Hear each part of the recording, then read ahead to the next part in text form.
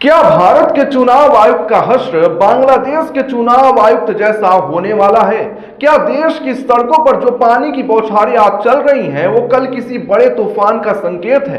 आज की खबर सामान्य राजनीति की नहीं है। आज की खबर उस डर और उस धमकी के बारे में है जिसने संवैधानिक संस्थाओं की नींद उड़ा दी है। एक तरफ जयपुर में पुलिस और प्रदर्शनकारियों के बीच सीधा युद्ध चल रहा है, तो दूसरी तरफ टीएमसी सांसद महुआ मोइत्रा ने एक ऐसी तस्वीर शेयर कर दी है जिसे देखकर सत्ता पक्ष ने उन्हें देश का दुश्मन तक कह दिया है। आखिर क्या है वो बात जो एसआईआर प्रक्रिया का विरोध करते करते बात गिरफ्तारी तक पहुंच गई? क्यों राहुल गांधी के सिपाही तीन तीन लेयर की बैरिकेडिंग तोड़ रहे हैं? और सबसे बड़ा सवाल, बांग्लादेश के जिस पूर्व चुनाव आयुक्त को भीड़ ने पीटा और घसीटा, उनकी तुलना भारत के मुख्य चुनाव आयुक्त ज्ञानेश कुमार से क्यों की जा रही है? जुड़े रहिएगा हमारे साथ अंत तक, क्योंकि आज हम आपको वो कनेक्शन समझाएंगे जो आपको मेन स्ट्रीम मीडिया की हेडलाइंस में नहीं दिखेगा। दोस्तों, कहानी की शुरुआत होती है एक ट्वीट से। तृणमूल कांग्रेस की फायर ब्रांड सांसद महुआ मोइत्रा, आप उन्हें संसद में तीखे सवालों के लिए जानते हैं, लेकिन इस बार उन्होंने शब्दों से नहीं बल्कि एक तस्वीर से हमला किया है। महुआ मोइत्रा ने अपने एक्स हैंडल पर बांग्लादेश के पूर्व मुख्य चुनाव आयुक्त केएम नूरुल हुदा की एक तस्वीर साझा की। इस तस्वीर में नूरुल हुदा पुलिस के गिरफ्त में है, चेहरे पर लाचारी है और आसपास भीड़ का गुस्सा है। लेकिन इस तस्वीर के साथ महुआ ने जो कैप्शन लिखा उसने भारतीय राजनीति में भूचाल ला दिया है। उन्होंने लिखा है, यहां भी ऐसा ही होने वाला है। जरा रुकिए और सोचिए, यहां भी ऐसा ही होने वाला है। महुआ मोइत्रा का इशारा किसकी तरफ था? उनका इशारा सीधा भारत के वर्तमान मुख्य चुनाव आयुक्त ज्ञानेश कुमार और पूरी चुनाव आयोग की टीम की तरफ था, शायद पूर्व चुनाव आयुक्त राजीव कुमार की तरफ भी। यह सिर्फ एक भविष्यवाणी नहीं थी, यह एक चेतावनी थी, एक ऐसी चेतावनी जो ये बताती है कि विपक्ष का पूरा भरोसा अब चुनाव आयोग से पूरी तरह से उठ चुका है।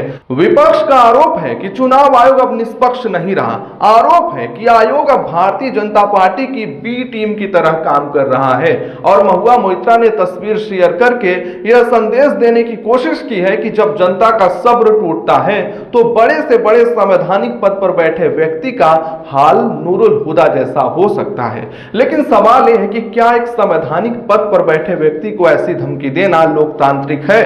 इस पर तो बहुत विस्तार से चर्चा करेंगे, लेकिन एक तरफ शीतकालीन सत्र में इस बार ज्ञानेश कुमार के खिलाफ महाभियोग प्रस्ताव लाने की बात हो रही है।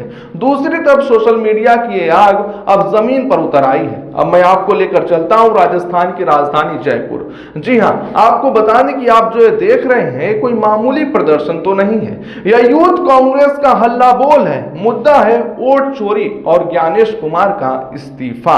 जयपुर के शहीद स्मारक पर हजारों की भीड़ उमड़ी। यह भीड़ राहुल गांधी के उन समर्थकों की है जो मानते हैं कि लोकतंत्र खतरे में है। आप वीडियो में देख सकते हैं कि पुलिस प्रशासन ने कैसे किलेबंदी कर रखी है। एक लेयर नहीं, दो लेयर नहीं, बल्कि तीन तीन लेयर की बैरिकेडिंग, जैसे कि सामने कोई दुश्मन देश की फौज खड़ी हो। जैसे यूथ कांग्रेस के कार्यकर्ताओं ने आगे बढ़ने की कोशिश की, पुलिस ने वाटर कैनन का मुंह खोल दिया। पानी की तेज बौछारें जो किसी को भी गिराने के लिए काफी हैं। लेकिन इन कार्यकर्ताओं का जुनून देखिए, पानी के थपेड़े इन्हें पीछे नहीं हटा पाए। न्यूज रिपोर्ट्स के मुताबिक माहौल इतना बिगड़ गया कि पुलिस को लाठियां भाजनी पड़ी। यूथ कांग्रेस के राष्ट्रीय अध्यक्ष उदय भान और राजस्थान प्रदेश अध्यक्ष अभिमन्यु पुनिया को पुलिस ने घसीटते हुए हिरासत में ले लिया। लेकिन दोस्तों, सवाल यह है कि इतना गुस्सा क्यों? आखिर जयपुर की सड़कों पर यह संग्राम क्यों हो रहा है? इसके पीछे की वजह बहुत गहरी है और वो जुड़ी है आपके वोट से। विपक्ष का गुस्सा यूं नहीं है। लगातार राहुल गांधी कभी हाइड्रोजन छोड़ रहे हैं, कभी नाइट्रोजन, और उसके बाद से जब से बिहार के आंकड़े सामने आए हैं, बिहार का रिजल्ट सामने आया है, उसके बाद से गुस्सा सातवें आसमान पर है। आरोप है कि वोटर लिस्ट में ऐसे ऐसे खेल हुए हैं कि एक छोटे से मकान में जहां मुश्किल से 4 लोग रह सकते हैं, वहां वोटर लिस्ट में 100 से ज्यादा लोगों के नाम दर्ज हैं और कई जगहों पर लोगों के नाम काटे जा रहे हैं, खासकर एसआईआर के द्वारा। और अब यही लड़ाई सड़क से लेकर संसद तक लड़ी जा रही है। विपक्ष की मांग साफ है, ज्ञानेश कुमार इस्तीफा दें। उनका कहना है कि अगर रेफरी ही बेईमान हो जाए तो खेल निष्पक्ष कैसे हो सकता है। अब वापस लौटते हैं उस तस्वीर पर जिसने बीजेपी को आग बबूला कर दिया है। महुआ मोइत्रा ने जिस नूरुल हुदा की तस्वीर शेयर की, आखिर उनके साथ क्या हुआ था, यह जानना आपके लिए बेहद जरूरी है ताकि आप इस तुलना की गंभीरता को समझ सकें। बांग्लादेश में जब शेख हसीना की सरकार गिरी तो वहां की जनता का गुस्सा उन तमाम संस्थाओं पर फूटा जिन पर चुनाव में धांधली का आरोप था। 22 जून को ढाका में भीड़ पूर्व मुख्य चुनाव आयुक्त नूरुल हुदा के घर में घुस गई, उन्हें पीटा गया, उनके साथ हाथापाई की गई और अंततः उन्हें गिरफ्तार कर लिया गया।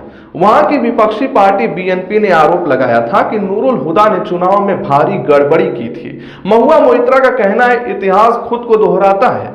उनका तर्क है कि भारत में भी चुनाव आयोग वही कर रहा है जो बांग्लादेश में हुआ, इसीलिए अंजाम भी वैसा ही होगा। लेकिन क्या भारत की तुलना बांग्लादेश से करना उचित है? बीजेपी का कहना है कि यह न तुलना केवल गलत है बल्कि खतरनाक है। बीजेपी के राष्ट्रीय प्रवक्ता शहजाद पूनावाला ने इस पर तीखी प्रतिक्रिया दी। मैं उनके बयान को शब्दशः कोट करना चाहूंगा। महुआ मोइत्रा सांसद हैं लेकिन वह देश के दुश्मन की तरह बात करती हैं। अपनी पोस्ट में क्या वह यह कहना चाह रही है कि भारत का लोकतंत्र बांग्लादेश जैसा है? हमने पहले भी राजद नेताओं को कहते हुए देखा है, अगर वे चुनाव हार गए तो देश को बांग्लादेश बना देंगे। राहुल गांधी को यह कहते देखा है कि उनकी लड़ाई इंडियन स्टेट के खिलाफ है।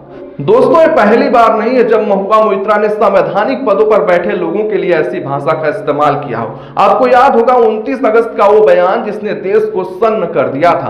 पश्चिम बंगाल के नादिया जिले में घुसपैठ की समस्या पर बोलते हुए महुआ मोइत्रा ने देश के गृह मंत्री अमित शाह के लिए बेहद आपत्तिजनक शब्दों का इस्तेमाल किया था। उन्होंने कहा था सीमा सुरक्षा की जिम्मेदारी गृह मंत्रालय की होती है, अगर घुसपैठ हो रही है तो अमित शाह का सर काटकर टेबल पर रख देना चाहिए। क्या यह लोकतंत्र की भाषा है? उसके बाद से अब चुनाव आयुक्त की गिरफ्तारी की भविष्यवाणी करना। और दोस्तों, इसके अलावा हमारे सूत्रों के हवाले से जो एक खबर आ रही है वो बहुत बड़ी है। कांग्रेस और विपक्षी गठबंधन संसद के शीतकालीन सत्र में मुख्य चुनाव आयुक्त ज्ञानेश कुमार के खिलाफ महाभियोग प्रस्ताव लाने की तैयारी कर रहे हैं। ये भारतीय इतिहास में एक दुर्लभ घटना होगी। विपक्ष का मकसद साफ है, सरकार को घेरना और चुनाव आयोग की विश्वसनीयता पर अंतरराष्ट्रीय स्तर पर सवाल खड़े करना। दूसरी तरफ दिल्ली का रामलीला मैदान फिर से गवाह बनने जा रहा है, क्योंकि राहुल गांधी ने साफ कह दिया है कि यहां पे इंडिया महागठबंधन की विशाल रैली होगी चुनाव आयोग के खिलाफ, सीधे सीधे वोट चोरों के खिलाफ। तो उनको यह भी सोचना चाहिए, ये वो सब कर रहे हैं, कि किसी ना किसी दिन बीजेपी की सरकार बदलेगी और फिर